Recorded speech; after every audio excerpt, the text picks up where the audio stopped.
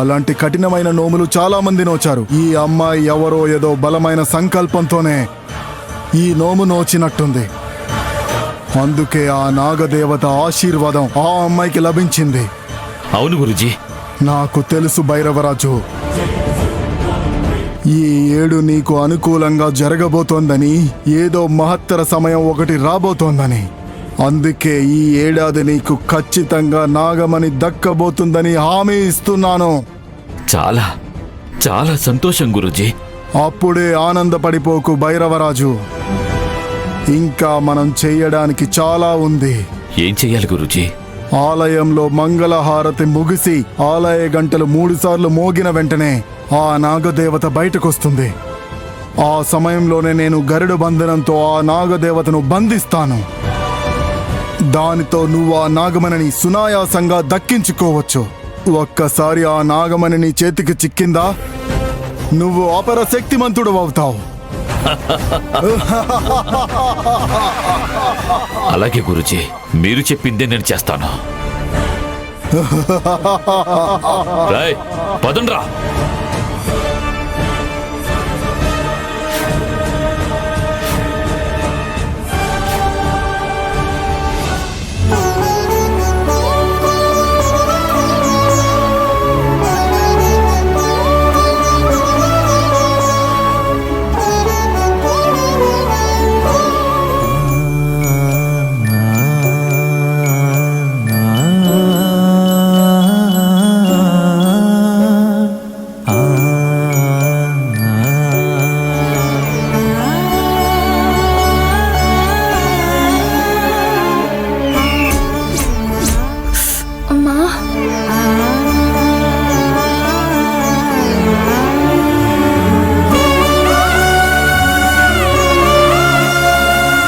ఏంటమ్మా ఇది?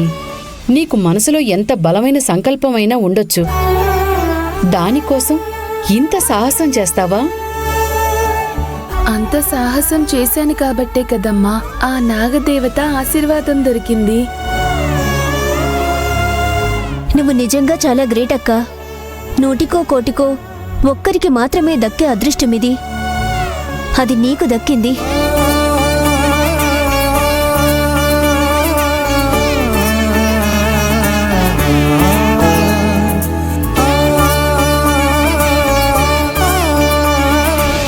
అసలు పంతులు గారు ఎందుకు అలా ఉన్నారు? ఇంత సంతోషమైన సమయంలో ఆయన అలా ఉండడానికి కారణం ఏంటి? వెళ్ళి కనుక్కోవాలి. ఎక్కడికే? అమ్మా శివంగి, ఎక్కడికమ్మా? నాన్న, మీరు ఇక్కడే ఉండండి, నేను ఇప్పుడే వస్తాను. సరేనమ్మా, జాగ్రత్త.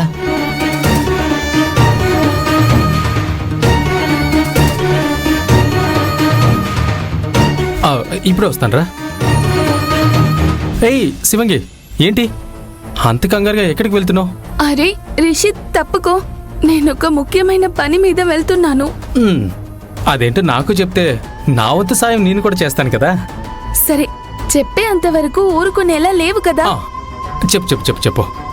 నీకు సాయం చేసే అవకాశం వస్తే అది వదులుకోను కదా, చెప్పు. ఉదయం నుంచి చూస్తున్నాను, పంతులు గారు ఏదో కోల్పోయినట్టు కనిపిస్తున్నారు. మనసులో ఏదో భారాన్ని మోస్తున్నట్టుగా అనిపిస్తుంది. ఆయన్ని నేనెప్పుడలా చూడలేదు. కారణమేంటో తెలుసుకోవడానికి వెళ్తున్నానంతే. అయితే తెలుసుకుందాం పదండి.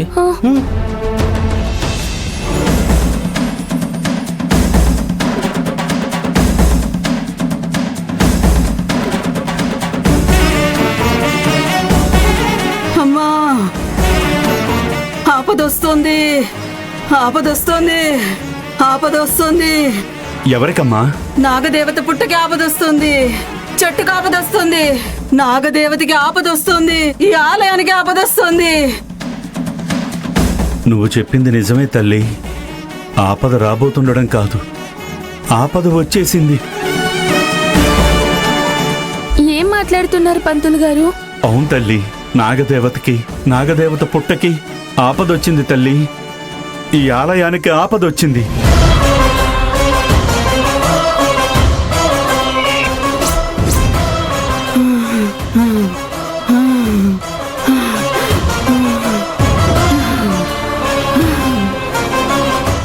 వల్ల? ఈ ఊరి ప్రెసిడెంట్ భైరవరాజు వల్ల. నాగదేవత నుదుటి మీదున్న నాగమణి కోసం ఆ పుట్టని చెట్టుని మొత్తం నాశనం చేయబోతున్నాడు.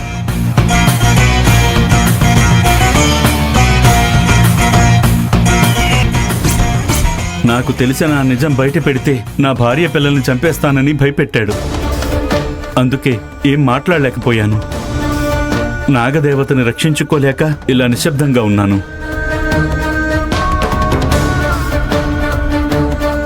రక్షించండి, నాగదేవతని రక్షించండి, పుట్టని రక్షించండి. ఎవరు రక్షించగలరమ్మా? అది కూడా నువ్వే సెలవివ్వు.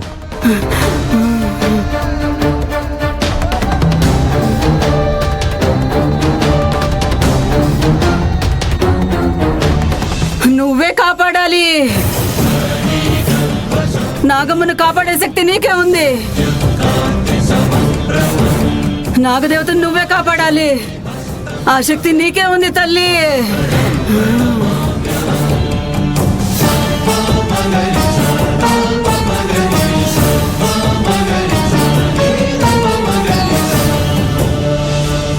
నాగదేవతని కాపాడే బలం నాకుందా? నేనెలా కాపాడగలను? పంతులు గారు, ఎలాగైనా సరే నాగదేవత పుట్టని కాపాడుకోవాలి. ఆ భైరవరాజు బలవంతుడమ్మా. ఆయన మీద నువ్వు గెలవలేవు. భగవంతుడి కన్నా ఆ భైరవరాజు బలవంతుడేం కాదు కదండి. నా ప్రాణం అడ్డు పెట్టైనా సరే ఆ భైరవరాజును ఎదిరిస్తాను. ఏమంటావు శివంగి?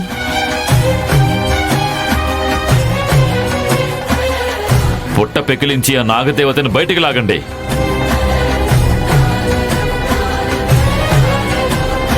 రేయ్, ఆగండి. ఏయ్, ఇది నీకు సంబంధం లేని విషయం. ఇక్కడ నుండి వెళ్ళిపో, లేదంటే చస్తావ్.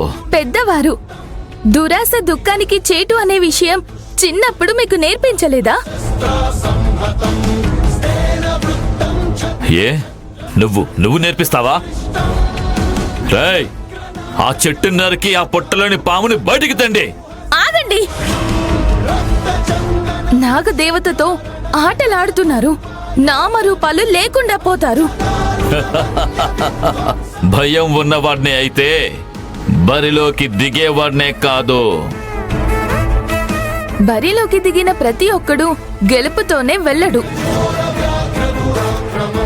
నాగదేవత జోలికొస్తే మీకు ఓటమి చూపించడమే కాదు, ఏకంగా పైలోకానికే పంపిస్తుంది. జాగ్రత్త. రేయ్, ఇది ఈ భైరవరాజునే భయపెట్టాలని చూస్తుందిరా. దీన్ని పక్కకి తోసేసి చెట్టు నరికి పొట్టలోంచి పాముని బయటికి తీయండి. అడ్డు ఎవరొచ్చినా నరికి పారేయండి. వెళ్ళండి.